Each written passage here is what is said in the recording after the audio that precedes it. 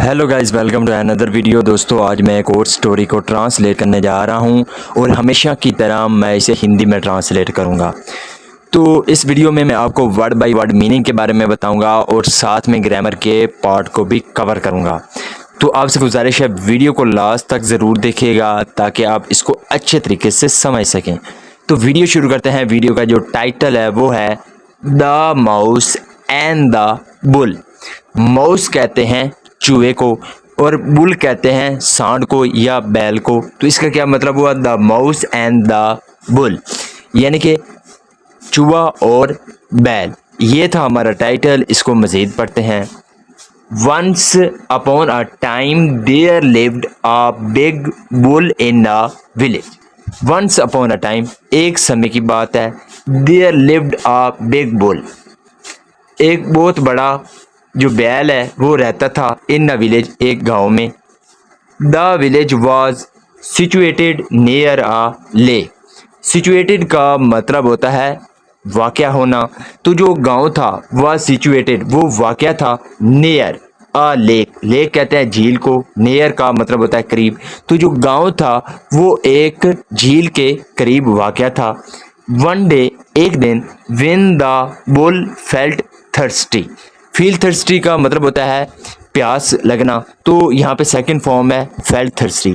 तो एक दिन जो सांड था या बैल था उसको प्यास लगी। He started walking towards the lake. He started, उसने शुरू किया।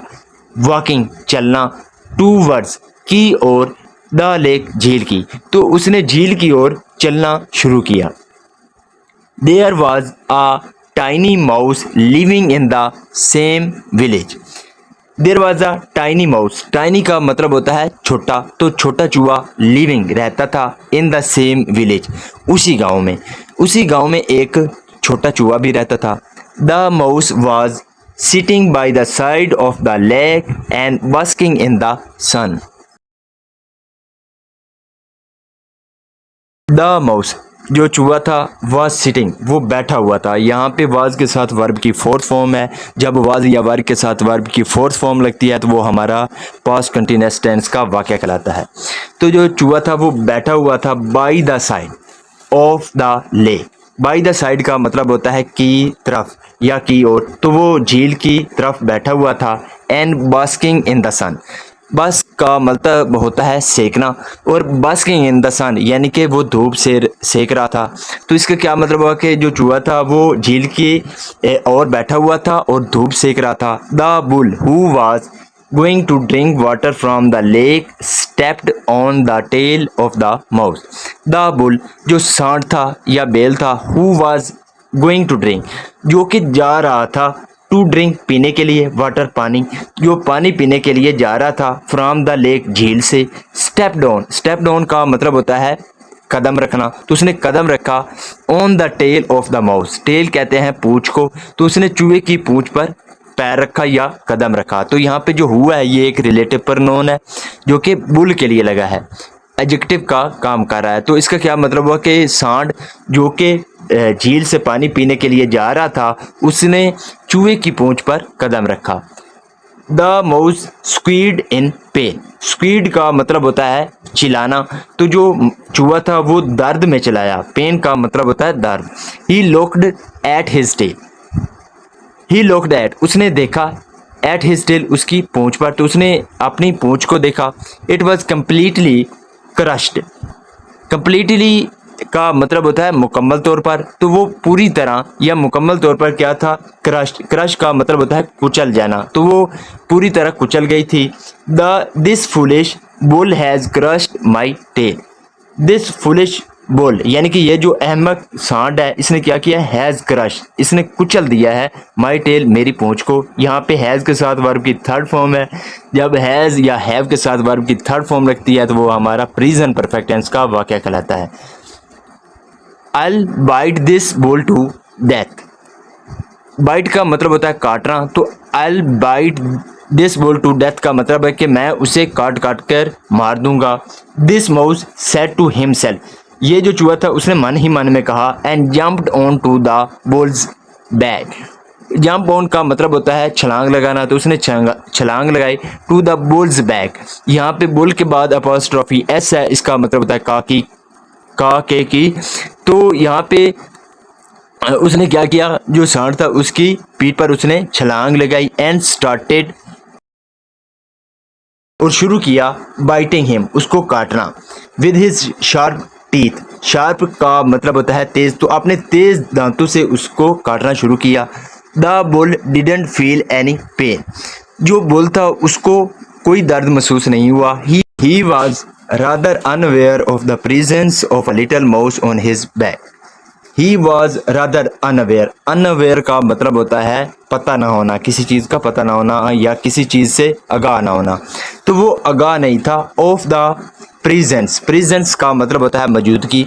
तो मौजूदगी ऑफ अ लिटिल माउस, एक छोटे चूहे की, ऑन हिज बैक, अपनी पीठ पर, यानी कि उसे अपनी पीठ पर छोटे चूहे की जो मौजूदगी थी उसका एहसास नहीं था या वो उससे आगाह नहीं था। आफ्टर सम टाइम, कुछ समय बाद, the mouse was tired of biting the bull. जो चूहा था वॉज टायर्ड, वो थक गया था, ऑफ बाइटिंग द बुल, जो सांड था उसको काट कर यानी कि उसको काटने से वो क्या हो गया था, थक गया था। सीइंग नो रिएक्शन, सीइंग देख कर, नो रिएक्शन यानी कि जब कोई भी रिएक्शन ना हुआ, he jumped off the bull's back and stood before him blocking his way. He jumped off the bull's back, तो उसने जो सांड था उसकी पीठ से उसने छलांग लगाई एंड स्टोड, और खड़ा हो गया। स्टैंड की सेकंड फॉर्म है स्टोड, और खड़ा हो गया बिफोर हिम, उसके सामने, ब्लॉकिंग हिज वे, उसका रास्ता रोकते हुए। ब्लॉकिंग का मतलब होता है रोकना। तो इसका क्या मतलब है कि जब कोई भी रिएक्शन ना हुआ तो उसने, जो सांड था उसकी पीठ से उसने छलांग लगाई और उसके सामने उसका रास्ता रोके हुए खड़ा हो गया। The bull looked at the mouse and asked, जो सांड था लुक्ड एट द माउस, उसने चूहे को देखा एंड आस्क्ड, और पूछा, what do you block my way, what do you block my way, तुमने मेरा रास्ता क्यों रोका। Get out of my path, मेरे रास्ते से हट जाओ, अदरवाइज वरना यू विल बी क्रश्ड, तुम्हें कुचल दिया जाएगा। यहाँ पे फ्यूचर इंडेफिनिट का पैसिव वॉइस है, वेल बी के साथ वर्ब की थर्ड फॉर्म है।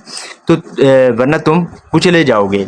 You have already done it, तुमने पहले ही से ऐसा कर दिया है। सेड द माउस एंगरली, जो चूहा था उसने गुस्से से कहा। He showed his tail to the bull and said, show का मतलब होता है दिखाना, तो यहाँ पे सेकंड फॉर्म है शोड, तो उसने दिखाया हिज टेल, अपनी पूंछ, टू द बुल, सांड को, एंड सेड, और कहा, यानी कि उसने अपनी पूंछ जो है वो सांड को दिखाई और कहा, I bit you all over your back, I bit मैंने काटा है, you all of your back, यानी कि मैंने तुम्हारी पीठ पर मैंने क्या किया है, काटा है। Didn't you feel any pain, क्या तुम्हें कोई दर्द महसूस नहीं हुआ। The bull was surprise to listen to this, the bull, जो सांड था, वॉज सरप्राइज, वो चकित था, टू लिसन टू दिस, इसको सुनकर वो क्या था, चकित था, हैरान था। ही laughed and reply, he laughed, वो हंसा, लाफ का मतलब होता है हंसना, तो यहाँ पे सेकंड फॉर्म है लाफ, वो हंसा और जवाब दिया। Did I really stamp on your tail and did you really bite me all over my body. Did I really stamp on your tail, क्या मैंने वाकई ही में तुम्हारी पूंछ पर कदम रखा है। And did you really bite me all over my body, क्या तुमने वाकई ही मेरी पूरी बॉडी को क्या किया है, काटा है। आई नेवर रियलाइज बोथ, मुझे दोनों ही महसूस नहीं हुई। हाउ एवर, ताहम, आई एम सॉरी, मुझे दुख है। इफ़ इट रियली हैपेंड, अगर ऐसा वास्तव में हुआ है। The mouse was left speechless to hear the bull's answer, the mouse, जो चूहा था, वॉज लेफ्ट, वो चला गया। स्पीचलेस, स्पीचलेस का मतलब होता है बिना बोले, यानी कि जब आप के पास बोलने के लिए अल्फाज नहीं होते तब हम स्पीचलेस उसे बोलते हैं। तो जो चूहा था वो बिना बोले चला गया। To hear the bull's answer, जो सांड था उसका जवाब सुनकर वो चला गया। ही थॉट टू हिमसेल्फ, उसने मन ही मन में सोचा, डैट के it was quite useless to argue with that thick skinned animal.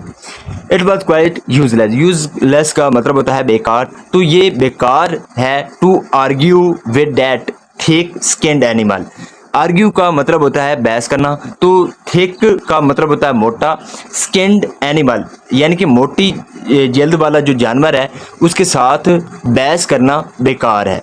उसने ये मन में सोचा। The mouse felt very much disgusted, तो जो चूहा था फेल्ट उसने महसूस किया, वेरी मच डिसगस्टेड यानी कि उसने बहुत ही ज़्यादा बेइज्जती महसूस की। And went to his home crying in pain, and went to his home, और वो अपने घर चला गया क्राइंग चिल्लाते हुए, इन पेन दर्द में, तो दर्द में चिल्लाता हुआ वो घर चला गया। तो इसका मोरल देखते हैं, इसका मोरल क्या है। It's no use arguing with a stupid person. It's no use यानी कि कोई फ़ायदा नहीं है। आर्ग्यू का मतलब होता है बहस करना, तो आर्ग्यूइंग यानी कि बहस करना विद द स्टूपिड पर्सन यानी कि एक अहमक या बेवकूफ़ शख्स के साथ बहस करने का कोई फ़ायदा नहीं है। So this is the video guys. अगर आपको ये वीडियो पसंद आई हो तो इस वीडियो को लाइक कर दें, चैनल को सब्सक्राइब कर दें ताकि इसी तरह की आने वाली वीडियो आप तक पहुँचती रहे। Have a nice day, good bye.